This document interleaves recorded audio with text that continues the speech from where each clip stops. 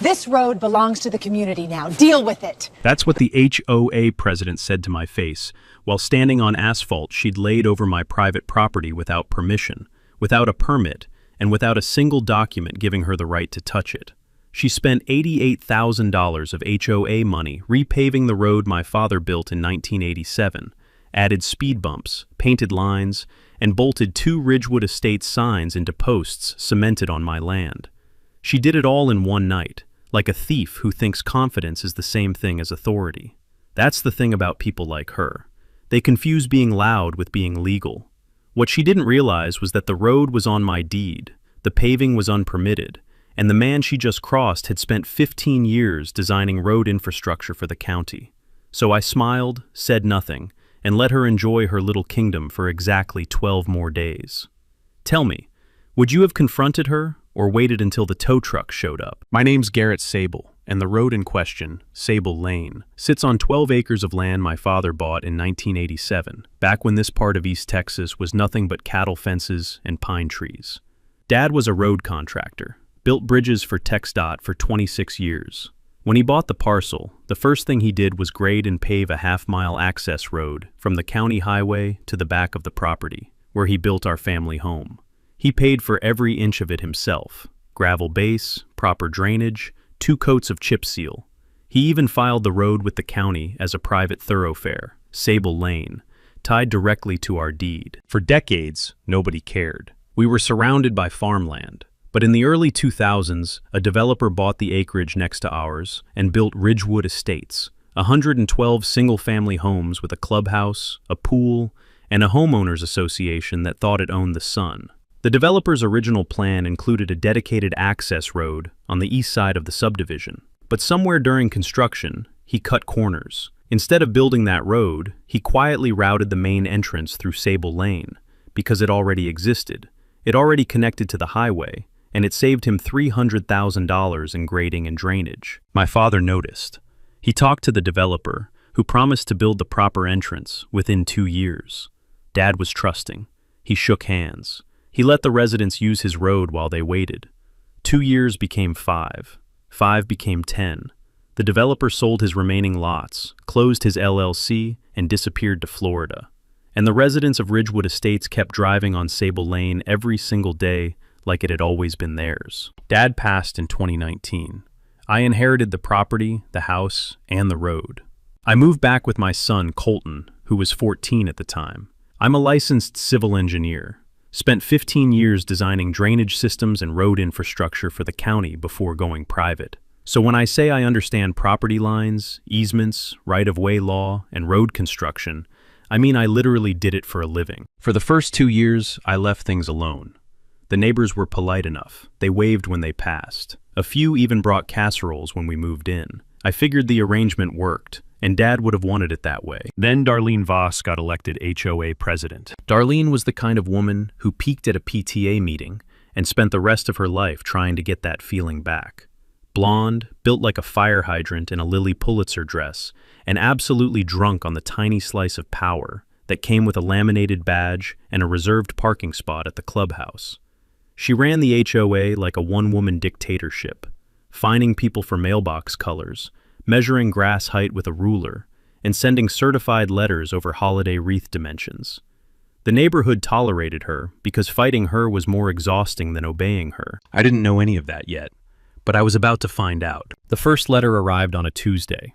It was printed on Ridgewood Estates letterhead, signed by Darlene, and it informed me that Sable Lane had been identified as a community maintenance concern, and that I was required to repave the surface, install reflective lane markers, and bring the road into compliance with HOA infrastructure standards within 60 days. The letter included a copy of the HOA's road maintenance policy, a policy that applied to roads within the subdivision plat. Sable Lane was not within the subdivision plat. It was on my land. I read the letter twice. Then I folded it, slid it into a file folder, and labeled it Darlene, Round 1. The next week, I received a second letter. This one was more aggressive. It said the HOA board had voted unanimously to classify Sable Lane as a shared community thoroughfare, and that I would be assessed a special fee of $4,200 for my portion of the upcoming repaving project. The letter warned that failure to pay would result in a lien being placed on my property. That's when I pulled my father's deed from the filing cabinet. The legal description was crystal clear. Sable Lane sat entirely within the boundaries of Parcel 7, Block 14 of the Sable Family Trust. It was not part of the Ridgewood Estates plat. It was not a public road. It was not a county road. It was not a shared road. It was a private road on private land, built with private funds, and owned exclusively by me. I drafted a polite but firm letter in response. I explained the property boundaries. I attached a copy of the deed.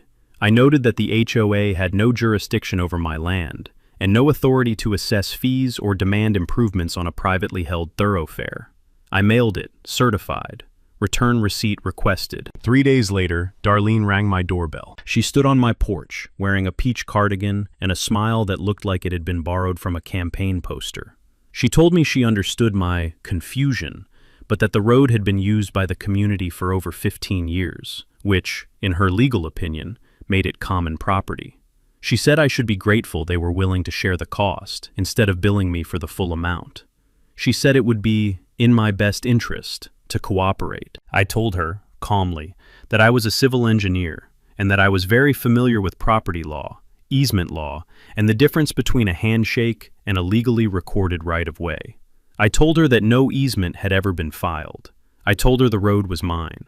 She tilted her head, smiled wider, and said, "Well, Garrett, we'll just have to see about that, won't we?" The smell of her perfume lingered on the porch for an hour after she left, something floral and sharp, like gardenias soaked in entitlement. I added the interaction to my file and made a note. She's not going to stop. I was right. 2 weeks after our porch conversation, I came home from a job site to find a bright orange violation sticker on the windshield of my work truck. It was parked in my own driveway, technically on the edge of Sable Lane, and the sticker cited me for unauthorized vehicle storage on a community roadway. The fine was $350. I peeled the sticker off, photographed it, and added it to the folder. 3 days later, my son Colton came inside looking confused. Someone had put a yellow parking boot on his bicycle, the one he rode to school every morning and parked in the rack by the garage. A bicycle, on our property, booted. There was a note attached that said the bike was in violation of HOA Ordinance 14.6.3, obstructing community-adjacent pathways. I looked at the ordinance.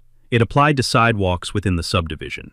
My garage was not within the subdivision. My garage sat on my land, accessible only by my road, on my property.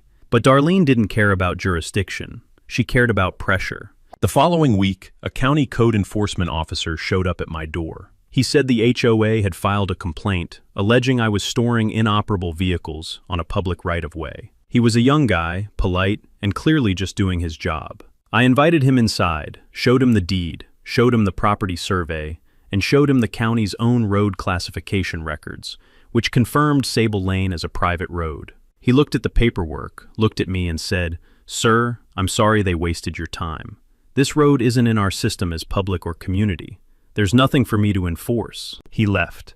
I filed his visit report in the folder. But Darlene wasn't finished. That weekend, I noticed something new. Ridgewood residents had started parking along both sides of Sable Lane, not at the entrance, not near the subdivision, but directly in front of my house. 8, 10, sometimes 12 cars lined up on my road like it was overflow parking at a county fair. They weren't visiting anyone. They weren't delivering anything. They were just parked there, day and night, blocking my access, blocking my driveway approach, and making it clear that the road was being claimed. I asked one of the drivers, a guy washing his Tahoe on my pavement, if Darlene had told them to park there. He shrugged and said the HOA sent an email encouraging residents to utilize all available community parking during the clubhouse renovation. Available community parking on my road. The audacity smelled like sun-baked asphalt and cheap cologne. I photographed every single car. I recorded the plate numbers. I documented the dates and times.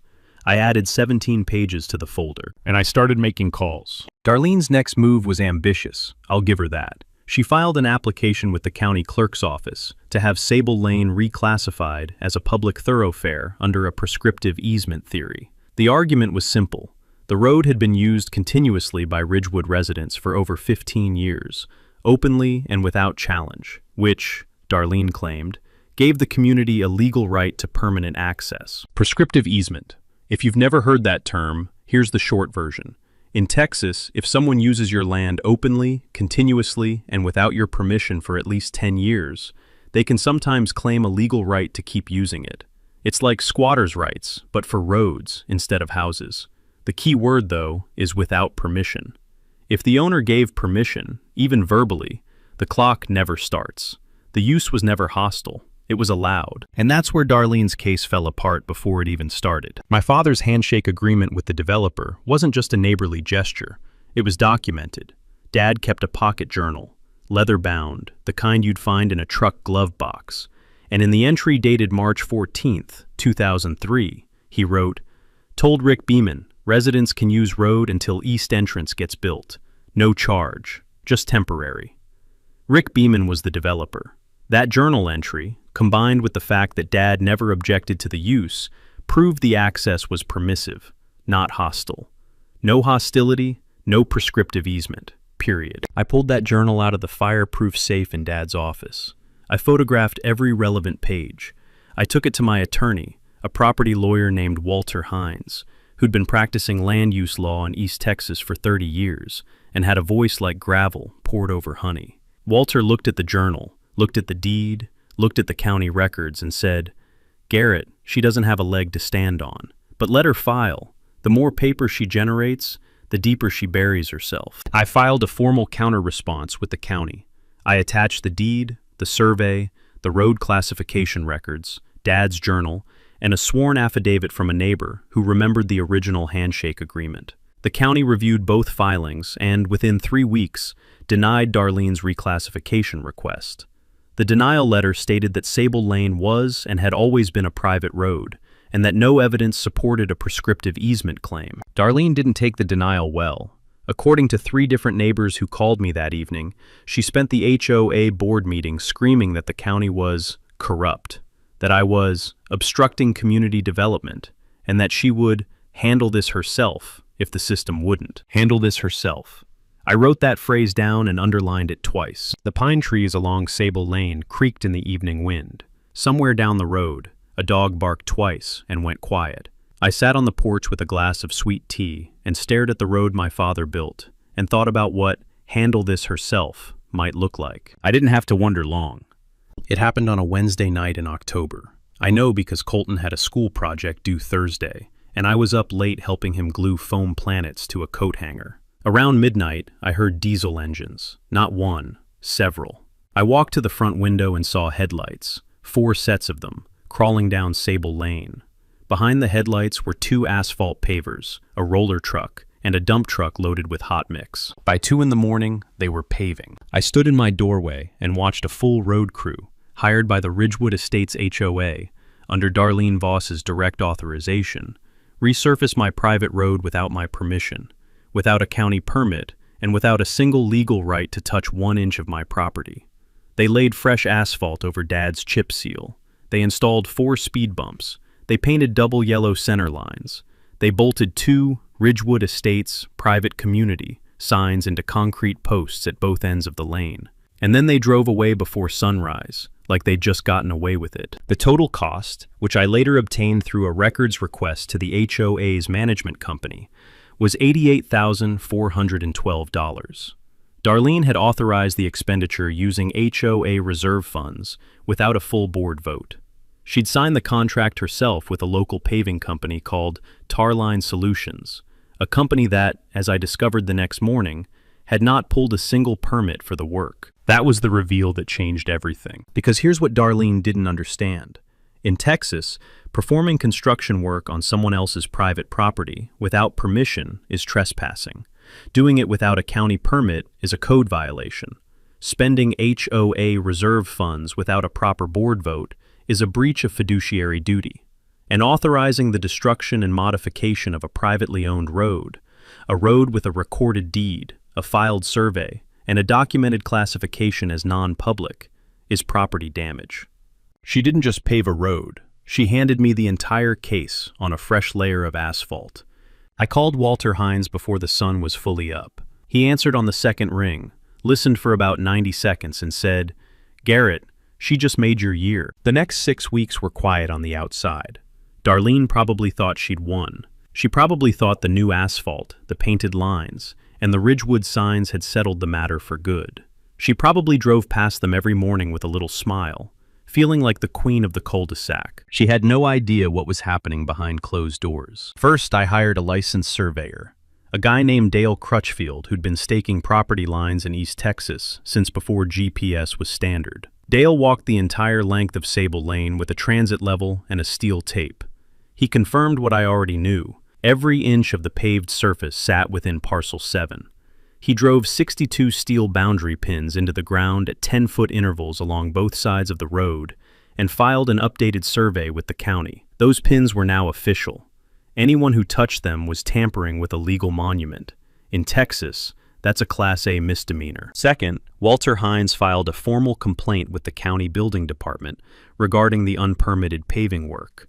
The county sent an inspector, a no-nonsense woman named Rita Fuentes, who drove a white county truck and wore steel-toed boots. Rita walked the road, examined the asphalt, checked the county's permit database, and confirmed that Tarline Solutions had performed over $88,000 of road construction without filing for or receiving a single permit. She issued a stop work order to Tarline and opened a code violation case against the HOA. Third, I installed 4 high-definition security cameras along the road, 2 at each end, angled to capture license plates, faces, and timestamps. I connected them to a cloud storage system and set them to record 24/7. Every vehicle that entered Sable Lane was now logged. Fourth, Walter drafted and filed a temporary restraining order against the Ridgewood Estates HOA, prohibiting any further modification, construction, or signage installation on Sable Lane. The judge granted it within 48 hours. The order was served to Darlene at her home on a Sunday afternoon. According to the process server, she read the first paragraph, turned red, and shut the door without saying a word. Fifth, and this was the move that made everything else possible, Walter filed a petition with the county court for a declaratory judgment confirming my exclusive ownership of Sable Lane and my right to control access. He also filed a concurrent motion requesting authorization to enforce no trespassing provisions on the road, including the removal of unauthorized vehicles. The legal argument was straightforward. The road was private property, no easement existed, and the HOA had been given formal written notice to cease using it. The judge reviewed the petition, the deed, the survey, the county records, the denied prescriptive easement application, and the HOA's own unauthorized paving as evidence of willful trespass. He signed the order, granting me full enforcement authority. That meant I could legally remove any vehicle parked on Sable Lane without prior individual notice. I called Big Earl's Towing out of Longview. Earl was a buddy of my father's, a 6'4" former lineman who ran a fleet of 12 flatbed trucks and had a reputation for being fast, professional, and completely unbothered by screaming. I told him I needed 12 trucks available on a Saturday morning, and I told him why. He laughed so hard I had to hold the phone away from my ear. Then he said, "Garrett, your daddy would have loved this. I'll have 14 ready." I ordered 6 private road, no trespassing. Violators will be towed at owner's expense. Signs from a commercial sign company. Steel-backed, reflective grade, bolted to 8-foot steel posts. They arrived on a Thursday. I stored them in the barn, and then I waited. Darlene did not take the restraining order quietly. Within a week, she organized what she called a community rights emergency meeting at the Ridgewood Clubhouse. I wasn't invited, but a neighbor named Buck, a retired electrician who lived on the edge of the subdivision and had always been decent to me, recorded the whole thing on his phone and sent me the audio. Darlene stood at the front of the room and told 112 homeowners that I was trying to steal their road. She said I was a hostile outsider who didn't care about the community. She said I was trying to extort the HOA. She said if they didn't fight back, I would gate the road and they'd be trapped in their own neighborhood. The room was scared. I could hear it in the murmurs. People who had driven on Sable Lane for 15 years genuinely believed it was theirs. She launched a petition. Within 3 days, 91 homeowners had signed a document demanding the county override my ownership and designate Sable Lane as a public road. Darlene hand-delivered the petition to the county commissioner's office, with a local TV reporter standing behind her. The story ran that evening under the headline, HOA community fights to keep access road after homeowner threatens closure. They didn't call me for comment, but the county commissioner's office did something Darlene didn't expect. They reviewed the petition, pulled up the existing file, which now included my deed, the survey, the denied prescriptive easement, the building code violation against tar line, and the court's declaratory judgment, and issued a public response. The county stated that Sable Lane was privately owned, that no public interest claim could override recorded title, and that the petition was without legal basis. Darlene spun it as corruption. She told the neighborhood the county was in my pocket. She started a GoFundMe to hire an attorney to challenge the court order. She raised $11,000 in 4 days. The attorney she hired, a guy from Dallas who mostly handled slip-and-fall cases, took her money, reviewed the file, and told her she had no case. She fired him and hired another one. Same result. During this time, the parking on Sable Lane got worse, not better. It was deliberate. Cars lined both sides of the road from my driveway to the highway entrance. Some mornings, Colton couldn't even get the school bus to stop because the road was so congested. I documented everything, every plate, every timestamp, every blocked driveway approach. The folder was now 3 inches thick and had its own shelf. One night, someone slashed the tires on my work truck.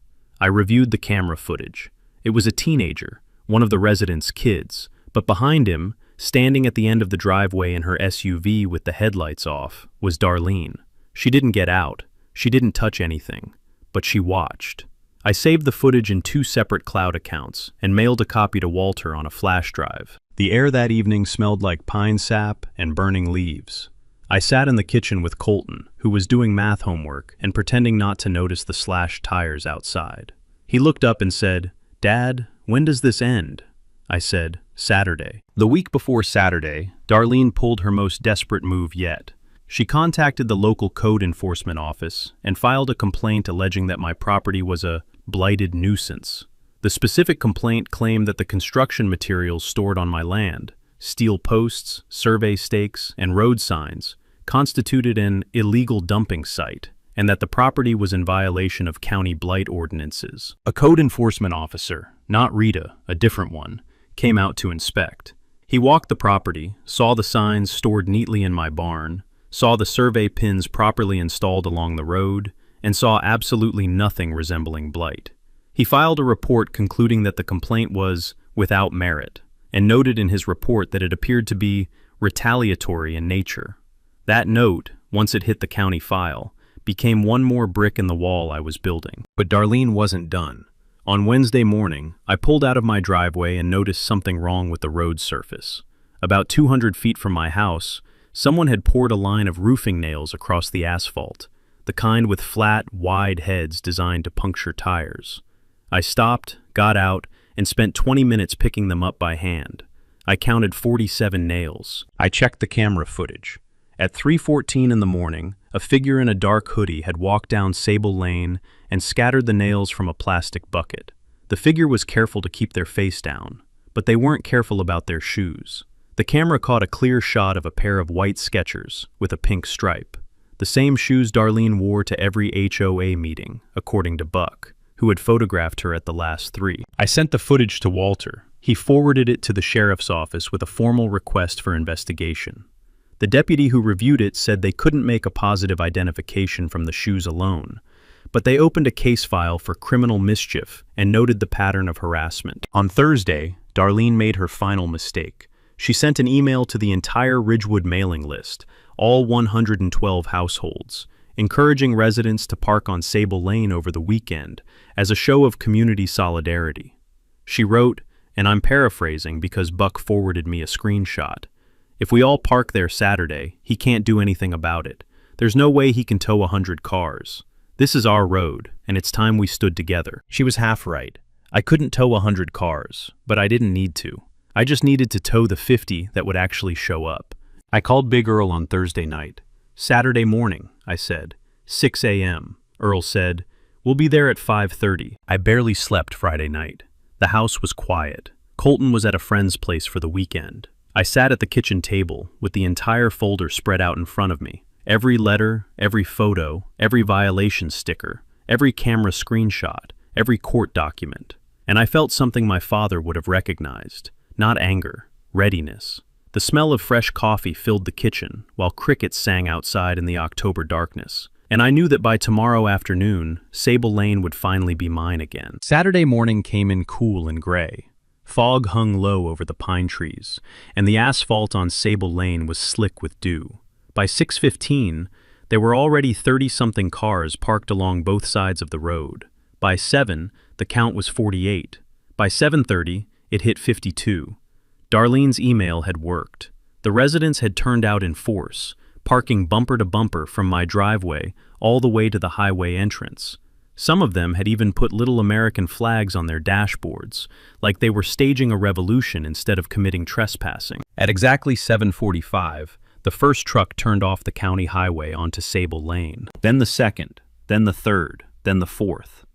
14 flatbed tow trucks from Big Earl's Towing rolled down the road in a slow, rumbling convoy, diesel engines growling, amber lights flashing, chains clanking against steel beds. The sound bounced off the trees and echoed through the neighborhood like thunder rolling through a canyon. I was standing at the entrance to my driveway, holding a clipboard with the court order, the declaratory judgment, and a printed list of every vehicle plate number I documented over the past 4 months. Beside me stood Deputy Tom Huxley from the County Sheriff's Department, who was there to ensure the enforcement proceeded peacefully and lawfully. Behind him was Walter Hines, wearing a sport coat and holding a briefcase like he was attending a business lunch instead of supervising the largest tow operation in East Texas neighborhood history. The first truck stopped beside a silver Honda Accord. Earl's crew, professional, efficient, and completely calm, slid the flatbed, hooked the front axle, and had the car loaded in under 4 minutes. They moved to the next one, then the next. The operation ran like a machine. By 8 o'clock, doors were opening all over Ridgewood Estates. People came out in robes and slippers, coffee mugs in hand, staring at the convoy of tow trucks like they were watching an alien invasion. Some started running toward their cars. Others pulled out phones. A woman in a bathrobe screamed, "You can't do this!" Deputy Huxley held up the court order and said, very calmly, "Ma'am, this is a private road. The vehicles are being removed pursuant to a county court order. Please step back." And then Darlene arrived. She came barreling down the sidewalk in yoga pants and a Ridgewood Estates windbreaker, her face already the color of a ripe tomato. She pushed past 2 neighbors, planted herself in front of the third tow truck, and started screaming. She screamed that this was illegal. She screamed that I was a thief. She screamed that the road belonged to the community. She screamed that she would sue me, the county, the tow company, and every single person standing on her road. Deputy Huxley walked over and explained, in a tone that was patient the way a kindergarten teacher is patient, that the road was private property, that the court had ruled, and that if she obstructed the tow operation, she would be arrested for interference. Darlene looked at him, looked at me, looked at the tow truck currently loading her own white Escalade, and let out a sound that I can only describe as a tea kettle crossed with a wounded animal. Walter stepped forward and served her, right there on the asphalt, with a civil lawsuit for property damage, trespass, unauthorized construction, breach of fiduciary duty, and intentional infliction of emotional distress. He handed her the papers and said, "Ms. Voss, you've been served." She didn't take it well. By that point, someone had called the local news. A reporter from KETX7 showed up with a cameraman and started interviewing residents. One of them, a retired teacher named Phyllis, looked into the camera and said, "We didn't know it was his road. Nobody told us. We just drove on it because it was there." That quote made the evening broadcast. By 10:30, all 52 vehicles had been towed. Sable Lane was empty. The Ridgewood Estate signs that Darlene had bolted to my property were removed by a crew I'd hired that morning and replaced with my 6 steel-backed, private road, no trespassing signs, each one gleaming in the late morning sun like a period at the end of a very long sentence. The fallout was swift and thorough. Tarline Solutions, the paving company, was fined $14,000 by the county for performing unpermitted construction. Their contractor's license was suspended for 6 months. The owner told the local paper he'd been assured by Darlene that she had authorization. He said he'd never work with an HOA again. Darlene Voss was removed as HOA president by an emergency board vote held the following Tuesday. The vote was unanimous, 8-0. The new board president, a retired accountant named Mort Devereaux, called me personally to apologize. He said the community was embarrassed, angry, and willing to make things right. The civil lawsuit moved quickly. Darlene's attorney, her third one, advised her to settle. She resisted for 2 weeks, then caved when Walter filed a motion for summary judgment with enough evidence to fill a banker's box. The settlement included full reimbursement for the unauthorized paving, $88,000, plus an additional $42,000 in damages for trespass, property modification, and legal fees. Darlene paid out of her personal assets. The HOA's insurance refused to cover her because the paving was unauthorized, and she'd acted outside her board authority. The towed vehicles were released from Big Earl's lot over the following week. Each owner paid the standard towing and storage fee. Most of them were angry, but not at me. By that point, the news coverage, the court documents, and Mort Devereaux's public letter had made it clear who was actually responsible. Several residents stopped by my house to apologize in person.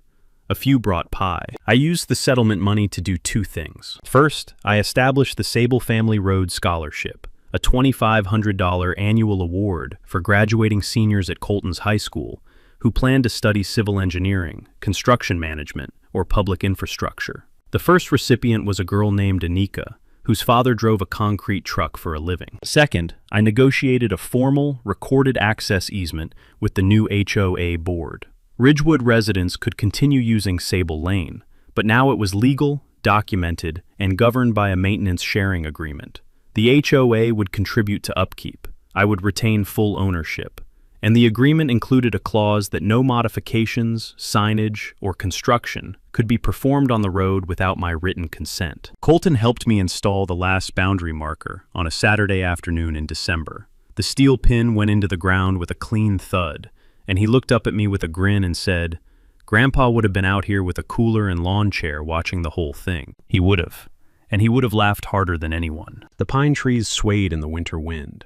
Sable Lane stretched out smooth and quiet under the gray sky, finally and officially mine. And somewhere across the subdivision, Darlene Voss was writing a check she'd never forget. If you've ever dealt with an HOA that thought your property was theirs, drop your story in the comments.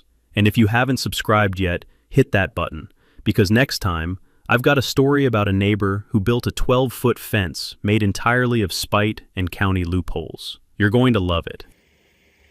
Here's what got Darlene in the end. It wasn't the town trucks, it wasn't the lawsuit, it wasn't even the cameras. It was arrogant. She was so convinced that volume equals authority that she never once stopped to check whether she actually had the right to do what she was doing. She didn't read the deed. She didn't verify the easement.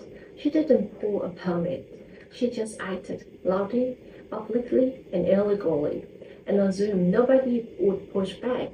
Garrett's real advantage was patience. He documented everything, stayed calm when most people would have lost it, and let the law do the work. That's the lesson here. When someone abuses petty power, the best weapon isn't anger, it's a paper trail. If y'all ever had an HOA or a neighbor trying to claim property as theirs, tell me about it in the comments. And if you're not subscribed yet, please start now, because next time we've got a story about 12-foot fence built entirely out of county loopholes and justified pettiness. Trust me, you don't want to miss it.